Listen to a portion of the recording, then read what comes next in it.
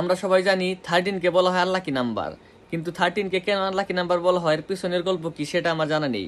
কিন্তু ফুটবলে একজন মাত্র ব্যক্তির জন্য 13 চিরতরে আনলাকি নাম্বার হয়ে গেছে, সেটা হচ্ছে জার্মান এক ভদ্রলোক মাইকেল বালাক। তিনি তার লাইফের most of the time number 13 jersey নিয়ে খেলেছেন এবং তাকে বলা হয় ফুটবল হিস্টোরির অন্যতম আনলাকি ফুটবলার। এই ভদ্রলোক 2002 সালে লেভারকুসেনের হয়ে লাস্ট ম্যাচ ডেতে হেরে বুন্দেসলিগা হারায় এবং সেই ম্যাচে তিনি ওন গোল করে। তারপরে গিয়ে জার্মান লিগ কাপের ফাইনালে হেরে যায় লেভারকুসেন।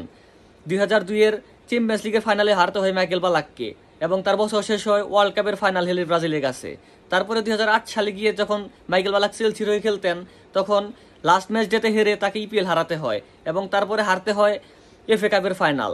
দেন চ্যাম্পিয়ন্স লিগের ফাইনালেও হারতে হয় চেলসিকে এবং মাইকেল বালাককে এবং তার সিজন শেষ হয় ইউরো ফাইনাল হেরে। আমার কাছে এই জার্মান ভদ্রলোক হচ্ছে ফুটবল হিস্টোরির সব থেকে অভাগা ফুটবলার। আপনার কাছে সবথেকে আনলাকি ফুটবলার কে সেটা জানতে চাই। ধন্যবাদ।